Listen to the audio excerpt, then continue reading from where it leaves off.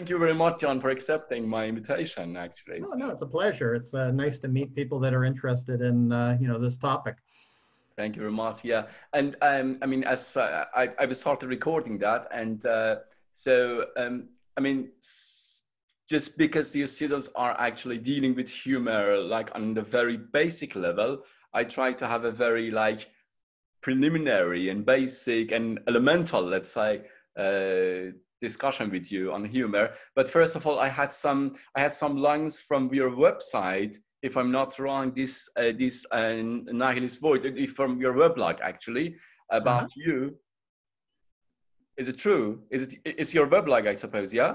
The Nihilist Void, it is. The Yeah, I've Nihilist been Void, yeah. for quite a long time now. Yeah. Right, yeah. So I'm going just to introduce you, like a couple of lines that John Marmysz holds a PhD in philosophy from State University of New York at Buffalo. His primary research interests focus on the issue of nihilism and its cultural manifestations.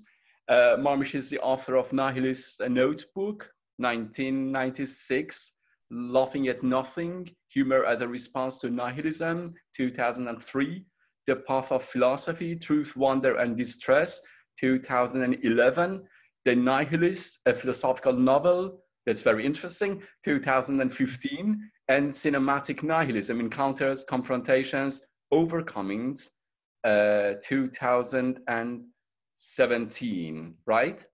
That's correct. That's yeah. me. That sounds like me. Okay. Yeah, I bet. So, so although my primary aim and ambition was to have a talk on humor, but as you've written quite prolifically on nihilism, I might ask you how you perceive of nihilism. I mean, once a notion is fleshed out, I suppose for the students, it would be easier for them to connect it to the, like to humorous amusement, and so on. I have something from the first chapter of your book, I suppose. I mean, I quote you that by far the most, nihilism is by far the most common and widely accepted understanding of, that by far the most common and widely accepted understanding of nihilism today places it in the category of things to be avoided and shunned. So why nihilism, John? Nihilism is, the quote that you take from the book highlights the fact that nihilism has traditionally been seen as a negative phenomenon. It's something that most philosophers that are concerned with it see it as something that needs to be overcome or dissolved or eliminated. Me personally, my perspective on it is that that's a mistake. That nihilism, it describes, basically what it does is it describes the human condition, a condition of alienation from superlative goals and values, and that as a part of the human condition, one, it's not something that we can overcome, and two, there are actually positive consequences to being alienated from our highest aspirations. Among those positive consequences are activity. That, if we had the opportunity to accomplish our highest goals, there'd be nothing left to do. Right. True. I remember someone writing a paper called "The Boredom of Heaven." What would you do once you got to heaven? There'd be nothing to do. Everything would be perfect. And so, one of the positive consequences of this alienation is that we're constantly striving. There's constant activity that we can engage in, and that's a good thing. I think separation from our highest goals and aspirations also has the positive quality of making us aware of what it is that we do value by means of their absence or the distance that we have from those values. So oftentimes when people have something, they don't appreciate it. In a very concrete level, I didn't appreciate the area that I live in here in California until I left, until I lost it and then came back. And so nihilism, I think also has that positive aspect to it. So I think those two things, the fact that nihilism, in my definition of it, in any case, describes the human condition. It's not something that can be overcome. We would be something other than human if we overcame it. And two, it's not all that bad. There are some positive things. Now, I'm not saying that that nihilism is completely positive. It also has negative aspects to it, but that's part of being human, is dealing with the good and the bad. True, true. I suppose in the third chapter of the book, if I'm not wrong, I mean, there is a chapter in the book. I remember, actually, I talked about your book in a workshop in Tehran in 2014, I suppose. It was like before my PhD defense, and actually we focused, and it was so interesting for the students. We focused on this distinction actually you make between Russian and German apprehension of or conceptualization of nihilism. Could you please flesh it out a bit, like elaborate what the difference initially for you was or is? Yeah, well, the what I classify as the German form of nihilism is traceable back to Kant's philosophy, Immanuel Kant, and his distinction between the noumenal and the phenomenal realms of reality. So the noumenal realm is the thing in itself. It's objective reality. It's reality as it exists, independent of human perception. According to Kant's transcendental philosophy, we only engage with that objective reality through the imposition of concepts. So our minds impose concepts on the noumenal, the sensations that we gain from the noumenal realm, and then organize them, basically.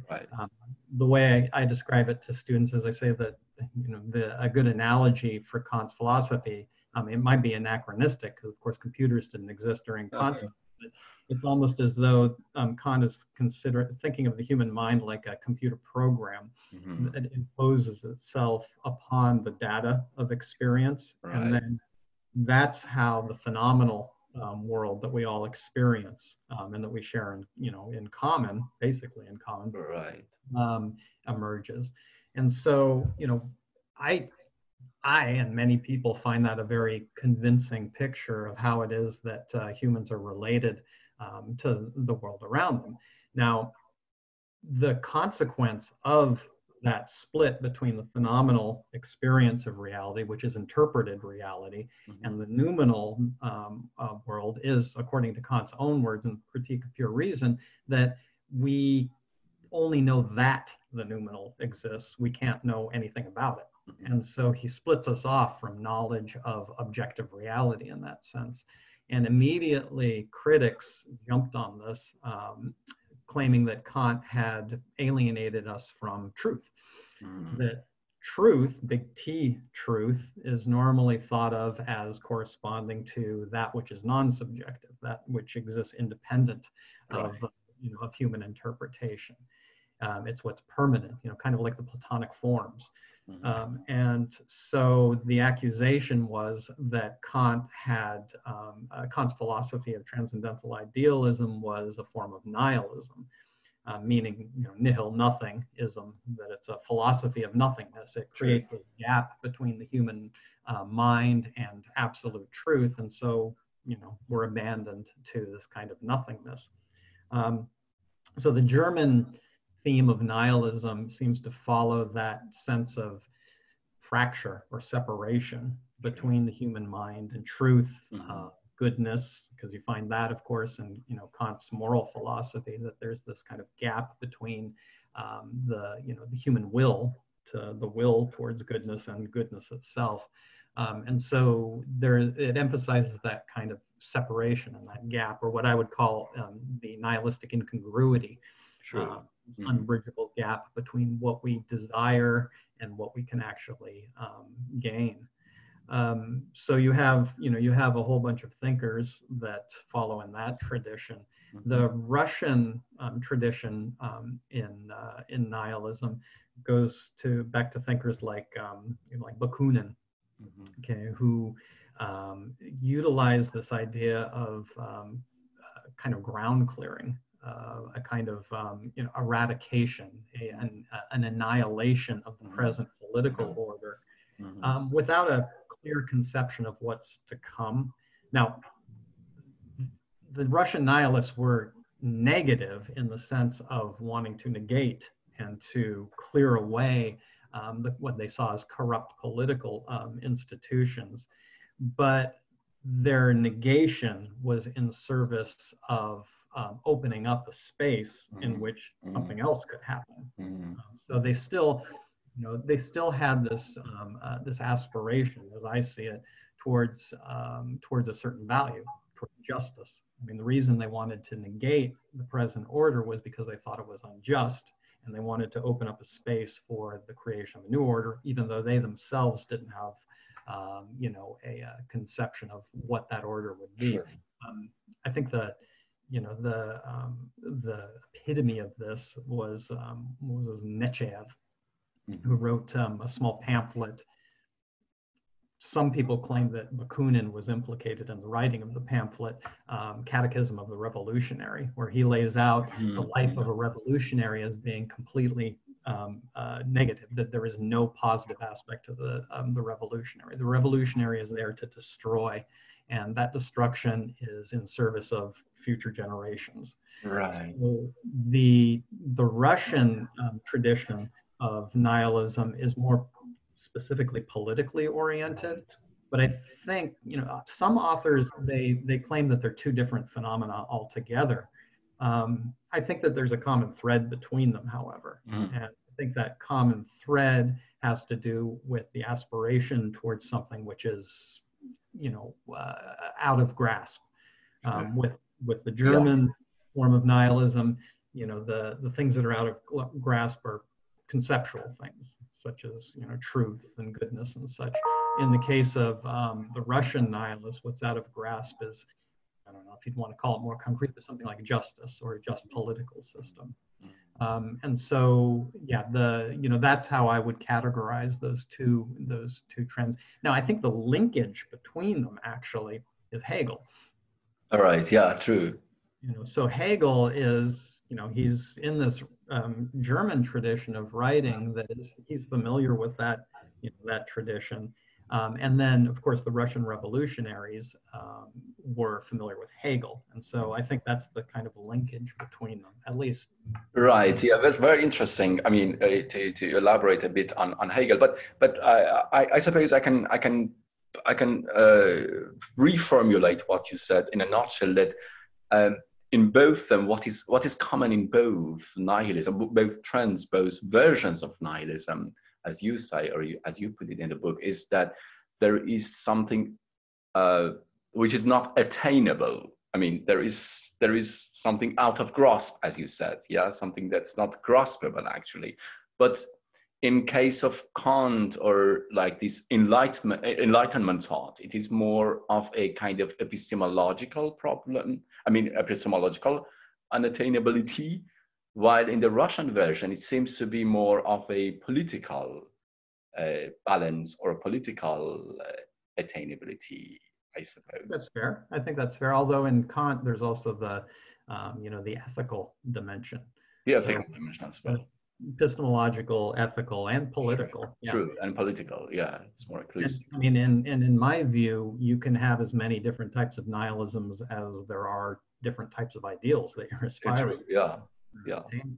True. And so, I have friends who identify as liberals, and they talk about pure equality. Well, you're a liberal nihilist. Yeah.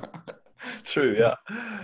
So, I mean, to go a bit further with that, like the second question, let's say, is, I mean, to make it a bit more palpable and tangible for these students, the relation between your take of nihilism and humor. What actually brought you to humor? I mean, there were probably a kind of I don't know, something. What was your interest? I mean, what, like, the original interest in humor, inherent in humor for you? Yeah, it's a good question. Good thing for me to think about, because my entrance into philosophy was through nihilism. True. Yeah. Yeah. When I was a teenager, I began getting interested in nihilism. I started reading books that I didn't understand. I knew that there was something in there that was important for me and that spoke to me, but I couldn't yet understand it as a teenager. I think the first book on nihilism that I picked up when I was in high school was Stanley Rosen's book, Nihilism, a Philosophical Essay. And it made no sense to me. But it's one of those books that I've come back to again and again throughout my life. And what it was that spoke to me about nihilism was the critical element of it, and how many of the things that I really liked and that I was really into as a teenager were criticized by other people as being nihilistic. So the music I liked, I was into punk rock music. And that was nihilistic. That was like the worst thing in the world. Yeah, true. Interesting. So I like this music which is nihilistic, or art, the art that I liked, or the books that I read. Really into existentialist books, Jean-Paul Sartre and Camus, Beauvoir. They were called nihilists by various critics. But I started to think, I guess I'm a nihilist. All of these things I like are being called nihilistic, but the critics are calling them nihilistic in a negative sense, and I don't think it's negative. So what's going on? And so I guess my career in philosophy is in trying to figure out what nihilism is, what it is that I find attractive about it, and how to become comfortable with that. And that's the linkage with humor. It was, laterally that I started to realize that many of the things that people call nihilistic, I just thought were funny. Made me laugh, maybe in a sick way or in an absurd way. Right. Yeah. So I think that's where my interest in humor picked up, was one that it seemed like a natural response to some of the things that other people reacted to with disgust or horror or outrage. Humorous reaction. Why was that? What is it that prompted me to respond that way? And two, it seems that when you're talking about humor, the general consensus contra nihilism is that humor is a positive thing. Right. So this seemed like, a positive way of reacting to something that other people thought was a negative thing. So it seemed, I suppose, healthier. And, that became more amplified for me through reading Nietzsche later on. Nietzsche really, really advocates this sort of, humorous perspective as a sign of strength, a sign of spiritual strength. And so, once I was in college, I started reading a lot of, humor theory, which there wasn't a lot of. There's a lot of stuff on nihilism. Right. Yeah. Little philosophy, or there used to be. There's a growing literature now, but there used to be a very small literature on philosophy. True. So it was because of my interest in nihilism that I got interested in humor, and then they seemed to come together for me, because of course many of the authors that are criticized as being nihilistic are also kind of absurdist. And absurdism is something that I think a lot of people can immediately recognize as being connected with humor. Yeah, true. Yeah. But it seems that among these three prevailing dominant theories of humor, like superiority theory of humor, relief theory of humor, or release theory of humor, and the incongruity theory of humor, you seem to be more interested. At least the argument in your book is more towards the incongruity theory of humor. Of course, there are moments that you talk about relief. Definitely, one can interpret it that way too. But what is there in incongruity theory in general, and what is its relevant to your project in nihilism? What is the common link between nihilistic incongruity and incongruity in humor. Right.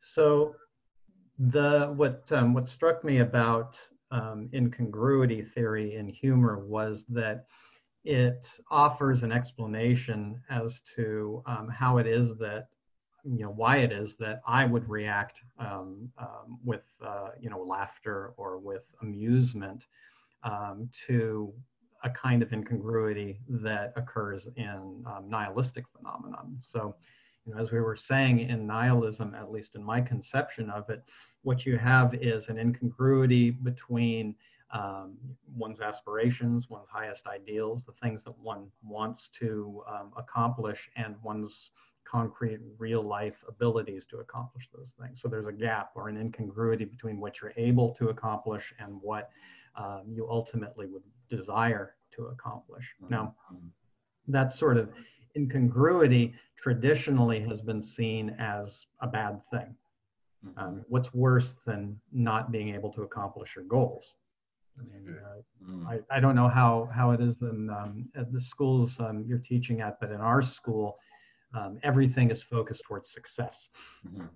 Students have to be successful. Everything is, it converges on success. And I understand that. Of course, all of us want to, accomplish our goals, but there's something to be said for failure as well. I know I've failed many, many times in school and in other aspects of my life, and being able to deal with that and not see that as the worst thing in the world, is important. So in what I call nihilistic incongruity is that incongruity that's normally been seen as a negative sort of thing, as a failure, as ultimate failure. Now, with the incongruity theory in humor, what you have is a kind of view that a kind of natural response of humans to unthreatening incongruities is to find them amusing. And there's all kinds of explanations for this. Like John Morell has a kind of evolutionary explanation that the reason why we find unthreatening incongruities humorous is because it kind of forces us to linger with something and to puzzle over it and to hone our rational instincts, which is good for evolution and such. I don't know if that's true or not. It's not my concern, but it is the case. It's a phenomenological fact, it seems to me, that there are certain unthreatening incongruities which we do find amusing, like jokes and riddles and even phenomenon, visual phenomenon out in the world. So the linkage here then is it possible to take nihilistic incongruity, which is normally seen as threatening, and to view it through the perspective of a non-threatening phenomenon?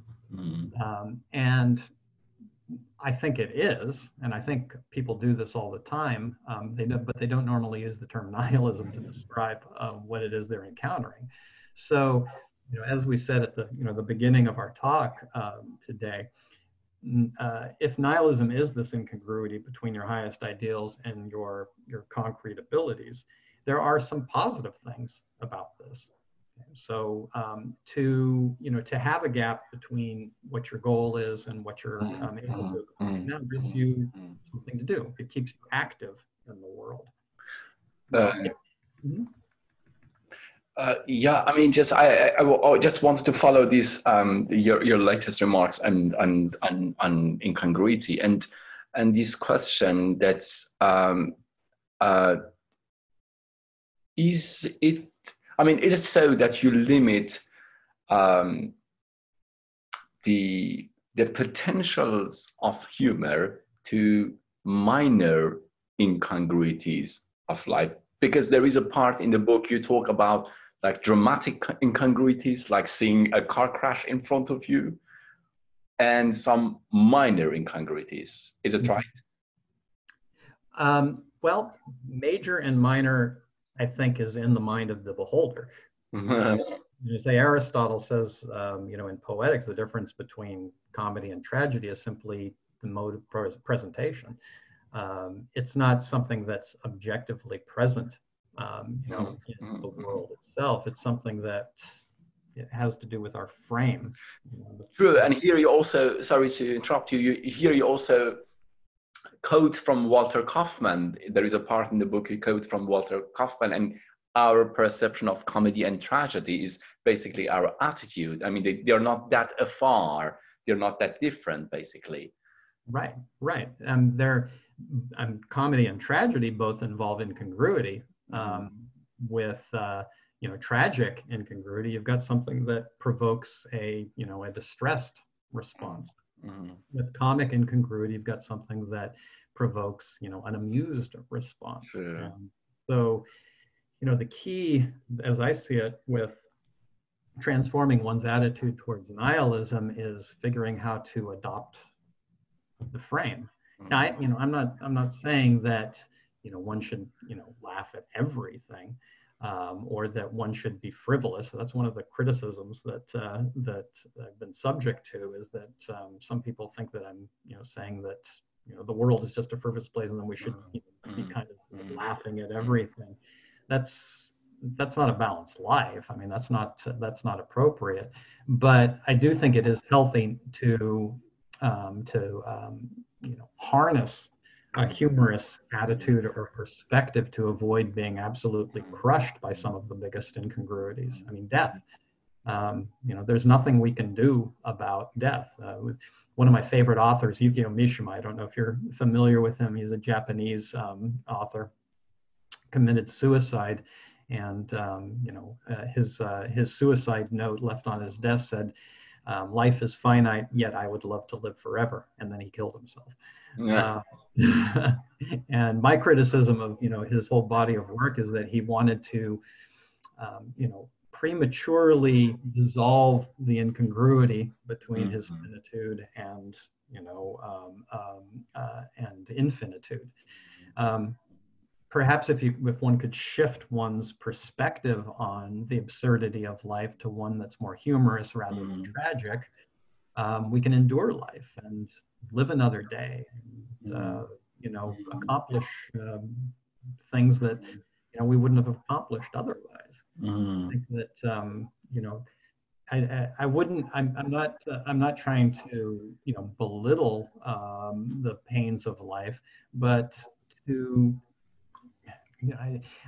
I'm looking for a way to endure things that otherwise seem unendurable to some people.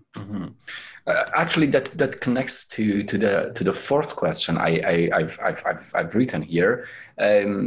Actually,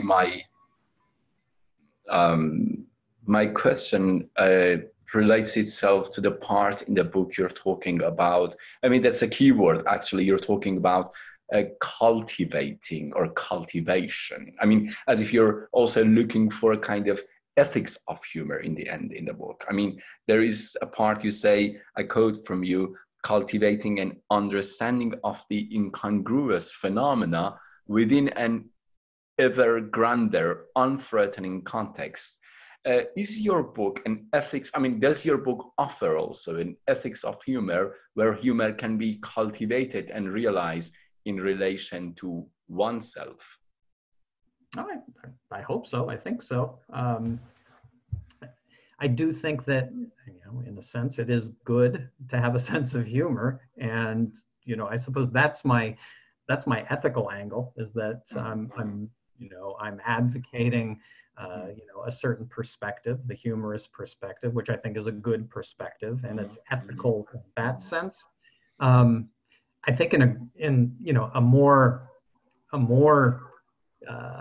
detailed sense, there is an ethics embedded in the book, insofar as I think that when you cultivate a sense of humor, it helps one to be, how can I say it? Be fairer with the people that are around us. I mean, we're living in times where people don't really listen to one another, where people are so morally certain of their position that they don't engage in fine-tuned dialogue with other people. And I think a sense of humor is something that that can help us be more ethical in the sense of communicating with one another in a more authentic and caring way. I mean, the humorous perspective is one that is aware of incongruities and isn't threatened of them. Today, people seem to be threatened by anyone who has a position that's incongruous with theirs. I don't understand why that's so threatening, why it is so important for people to be correct and right, and to paint others in such broad strokes without recognizing those fine-tuned contradictions that are in everyone's positions about the world. And so I suppose there's an ethical message there. I find people that are unable to deal with ambiguity really aggravating. It's very, very aggravating to try to have a decent conversation with someone who will not admit to the ambiguity of the world. True. And so, the humorous attitude to me is an attitude which is comfortable with ambiguity. It finds pleasure in ambiguity, and it's willing to go with that rather than trying to always shut it down and always trying to be right. I think a lot of the, how should I put it, big mouths in the world today are those who think that they've got it all figured out. Definitely. Although I think there is another facet to this. I mean, the reason I highlighted this cultivation of humor was that I suppose there should be a kind of resistance to this to reduction of humor to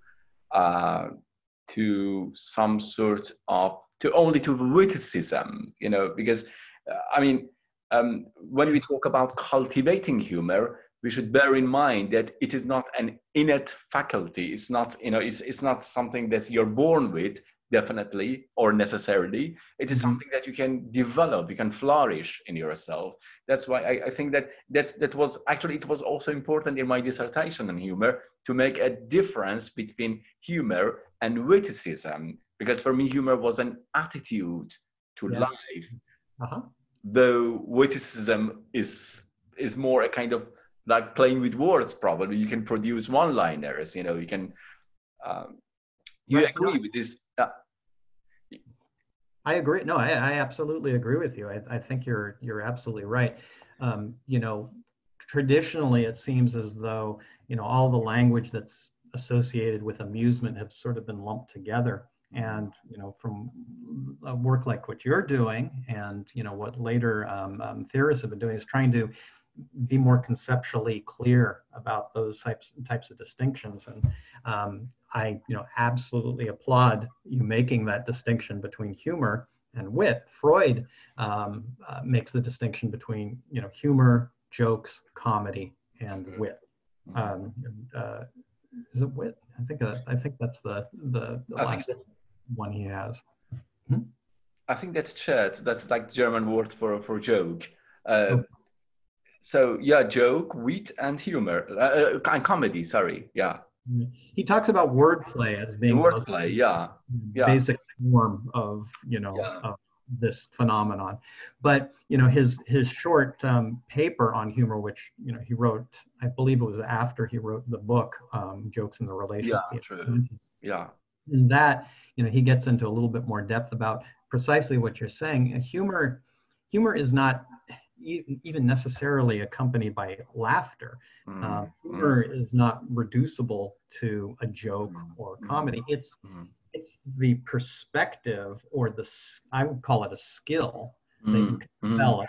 It allows you to create jokes and allows you to be witty and allows you to play around with words. And it's a skill that, I agree with you, can be developed through becoming focused on incongruity in the world and not finding it threatening. And the way you learn not to find things threatening is you encounter them. You repeatedly encounter them and then relate them to things that are familiar. And that's what builds, I believe, a sense of humor. So practicing that, just like Aristotle claims that you have to practice being good in order to be good. it's a habit. Definitely, definitely, yeah, And yeah. I think that with the proper guides and with the proper, persistence, anyone is capable of cultivating their sense of humor, Humor. and that is a good thing. It's not a frivolous thing at all. True. In Yeah. fact, I think it helps us to give a broader, a more well-textured view of reality. Interesting. So I go back to the fifth question, actually. Sorry for these plenty of questions I've listed for you. What's interesting for me is that in your project, it seems that humor does not necessarily function as an anti-rational or even anti-enlightenment attitude. I mean, it's even an attitude which can it can definitely reconcile itself with wisdom. Is it true? I mean, it's not against rationality in the end. I don't think so. I mean, there are some authors who claim that humor, is sort of, at least has a frictional relationship, or is different from being rational, that humor is irrational or whatever. And I don't think that that's the case.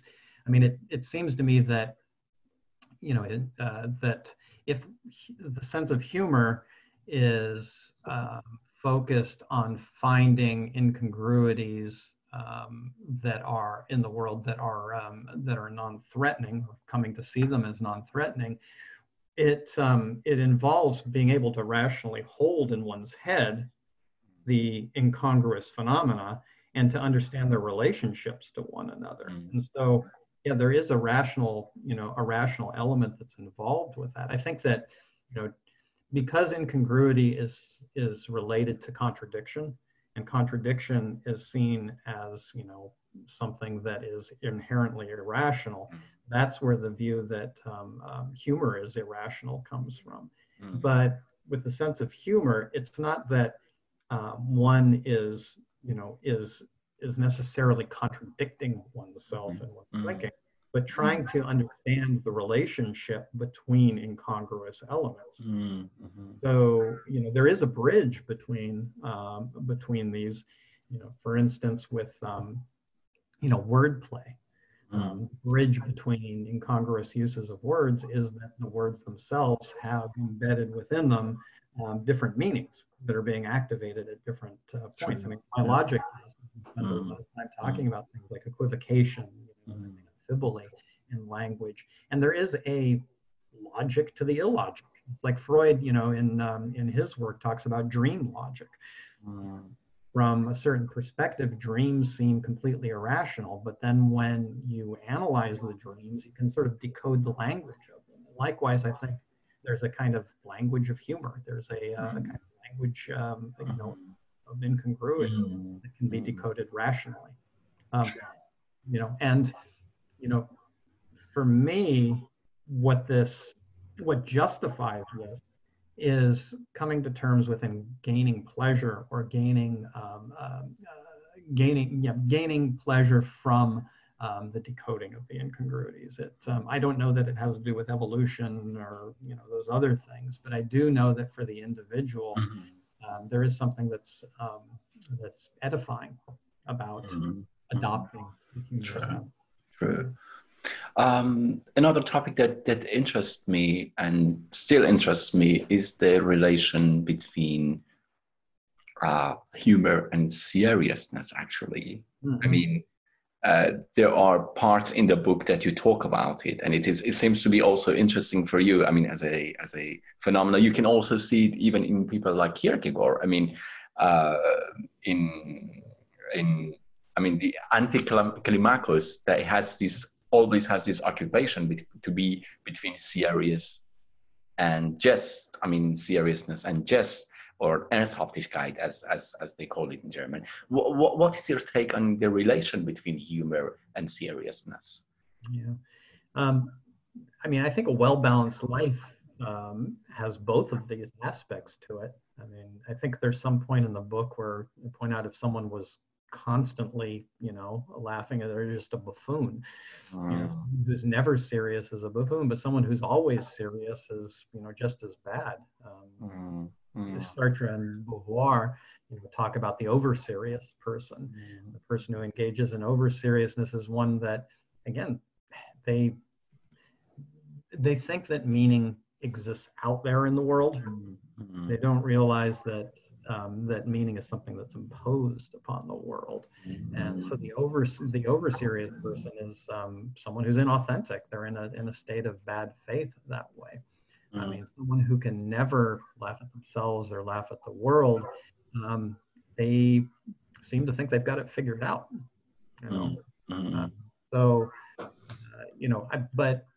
But a person who's never able to commit themselves and to seriously pursue a goal, never is not active, doesn't have any direction in life.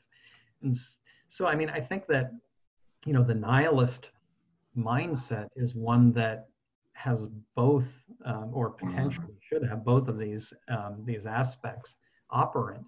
I mean, a nihilist insofar as there's a kind of distress that's involved with falling short from one's goals, is committed to goals. And so there's a serious commitment to goals. That's why nihilism is distressing. And yet, if one can, take a step back and realize that your commitment to goals, really doesn't mean all that much in the grand scheme of things, that's where I think the humorous attitude is helpful. In your seriousness, you can avoid falling into despair by laughing at oneself. I guess in a nutshell, I think a well-balanced personality contains elements of seriousness and elements of humor. I mean, my sense is that for me, humor ultimately, the big picture, trumps seriousness, because from the way I look at myself and the world and the people around, ultimately, all of this is kind of absurd. True. Yeah, and it also reminded me of Thomas Nagel's view from nowhere. Like this view that you have the absolute cosmos or the absolute time, and we are nothing in the end. Right. Yeah. I think Bertrand Russell also wrote a paper on that topic that I remember when I read it as a student, it struck me as really, I don't know, sort of a little bit too, melodramatic, describing the senselessness of human life in the grand scheme of things. And I don't know. It made me laugh because it seems so. True. What was really fascinating for me in the end of the book was that you sort of attached your whole argument discussion about humor to these social facets and this discourse of success, as I call it. I mean, vis-a-vis failure, as you were talking about it earlier. What's interesting or what's paradoxical in this discourse, this kind of new age discourse of success, is that although it pretends to be happy and humorous, they actually try to do away with humor, or because they actually try to do away with tensions, with incongruities. I mean, your examples about schooling, and like the failures in the school. I suppose it's really a very illuminating point in the book for me that there are some concrete demands, even in the level of education that we can take from your book, like what is the relation between humor and education? How can we teach humor like implicitly or practically to our students in the class? Yeah, well, I think that it's really important in the classroom setting and in education, because I mean, I'm convinced that that if instructors and students are not willing to take chances and to go down blind paths, go down dead ends, that there's really no chance of having a real education. I mean, a real education is an exploration, kind of like Heidegger in that essay Wood Paths. He likens thinking to walking through the woods, coming to the end of a path that leads nowhere, you don't go, oh my gosh, I failed. True, yeah. I mean, you don't do that. And True. likewise, you shouldn't do that in education. I mean, I think education should be, coming to dead ends in education should be unthreatening, so that, we see it as, as something that we've learned, something that makes it safe to, to explore further. And so I think that, humorous attitude applied to the classroom and to education is really important. I mean, when I was, a student as an undergraduate, I know there were times where I was afraid to, engage in discourse with other students and with teachers because I was afraid to be wrong. And, I think that's destructive. This fear that I'm going to do something wrong, I'm going to say something wrong. We all say things that are wrong. I think the best bit of advice that I had, which was kind of, I don't know, it was kind of funny, from one of my philosophy professors once, was he said to me, he said, don't be afraid to speak up in class. He says, next week, no one's going to even remember what you said. True. Which, on the one hand, it seems, oh, great, no one's going to remember, no one cares. But, on the other hand, there's a liberation about that. And I think that's what humor gives to specifically education. It kind of, it liberates you to see that what you're doing in education is, it's a very important game. It's a very important game that you're playing. And in order to play the game well, you have to be vulnerable, you have to be open, you have to be willing to make mistakes. And the humorous attitude, again, sees that as unthreatening.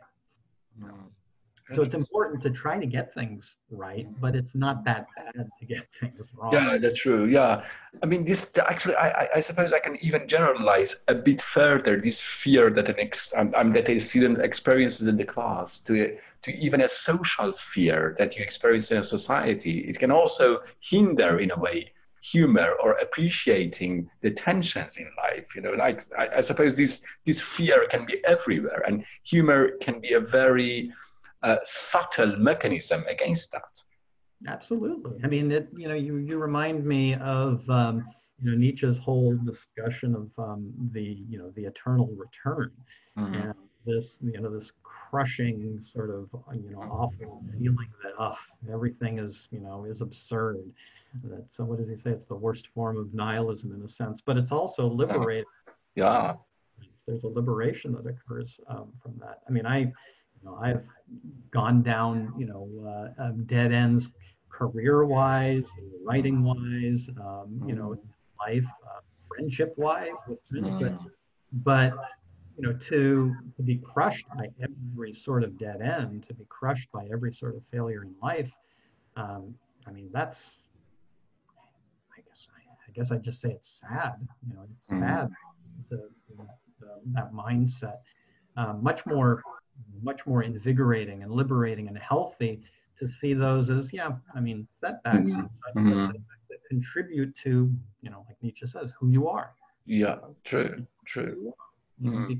Be able to embrace, everything that has led to the culmination point, which is you. And that, that's what a humorous attitude is. Again, it's not a ha, but it's taking pleasure in,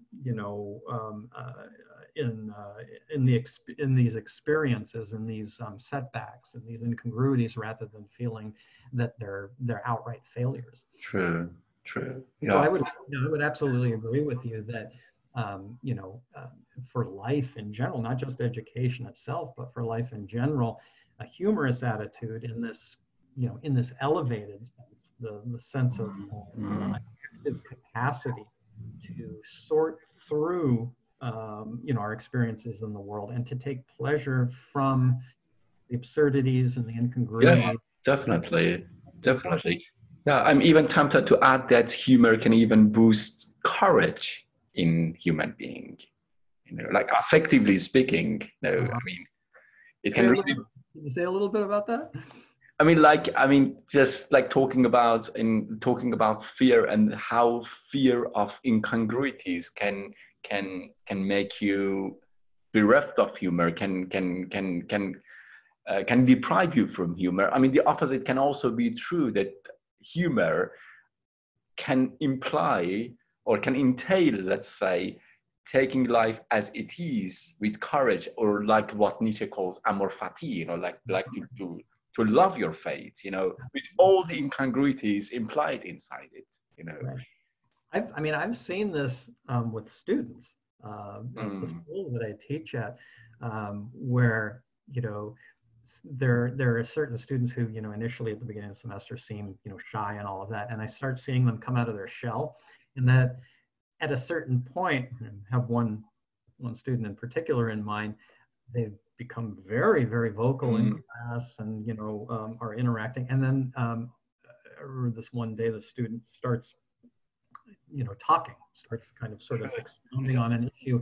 And as they were going through the issue, they got themselves all wrapped in knots, and they just kind of went, oh yeah, well, you know, it was like, it wasn't this terrible, you know, sort of thing. But as you said, there was this kind of courage that seemed to be built up in them that allowed them to, you know, to say nonsense, to say something that was ridiculous, and to recognize that it was ridiculous, and not to be crushed by that, but to find it, to find it. True. Yeah, definitely. I mean, you can also, on the other hand, you can also encourage others. Like, I mean, imagine you're facing a student who is shy, who is introvert, who is not opening or talking. I suppose a teacher with his or her self-mockery, with his or her self-humiliation, can open the student to, I mean, it can encourage the student to open himself or herself, you know, like it gives the other the elbow room to talk, to act, you know. I mean, with humor, we can also give each other more chance of flourishing, blossoming. Absolutely. Well, I think that that's one of the ways that that, you know, all of us have to, you know, cultivate that capacity in ourselves. Is we do have to have guides. We have to have someone who models this capacity, who demonstrates to us that this is not, you know, failure is not the worst thing in the world. I mean, you know, you have to be vulnerable with students that way, and demonstrate what, you know, demonstrate what's possible this way. You know, I was working on a paper on Diogenes, the Greek cynic, in this way, and that's how I interpret what he was doing. That, you know, many people are horrified by his, you know, his actions, but what I think he was trying to do was to be the type of teacher that you're suggesting here, where he goes out into public and he engages in activities that really shouldn't threaten anyone. And he's demonstrating, look, there's nothing to fear from, you know, from acting this way. That, you know, your social conventions and your social fears are, you know, are not necessary. There's nothing fearful here. And some people, you know, are able to kind of adopt that attitude and to see the message. Other people are not able to. So I suppose, you know, again, from the grand scheme of things, you know, teachers also have to be aware of the fact that sometimes they're going to fail in, you know, in trying to convey. Yeah, fascinating, John. Do you have any final message for the audience? Laugh at everything. You know, the world can be pretty awful sometimes. It can, you know, it can wound us, but, you know, even by being wounded, there's something to be learned in life. It's you know, you can't go backwards, you can only go forwards. And so I think you know, a humorous attitude and being able to, you know, kind of chuckle at the world, it's a very, very important skill to develop. And it's very, very helpful in ultimately becoming comfortable in your own skin, I think. Right. Fascinating.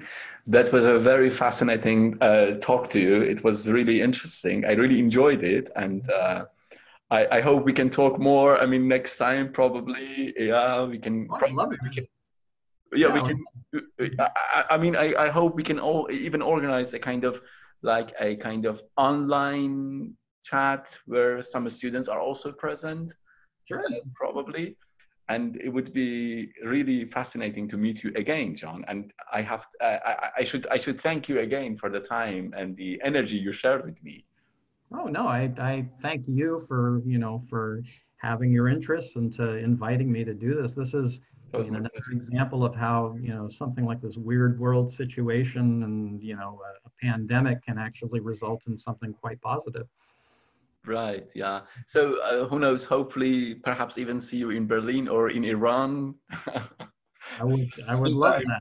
Yeah, Yeah, we definitely. we were hoping to travel this summer, but we were talking about going to Italy this summer, but that all fell through, of course. Oh, yeah, I know. But Yeah, it would be wonderful to meet you face to face when when it's possible. And yeah, definitely. I would love to talk more with you. I'd love to hear more about your dissertation topic. Thank you. Yeah, sure. Yeah. Anyway, you're most welcome here in Berlin if you happen to come to Europe. It would be wonderful. Thank you very much, Maddie.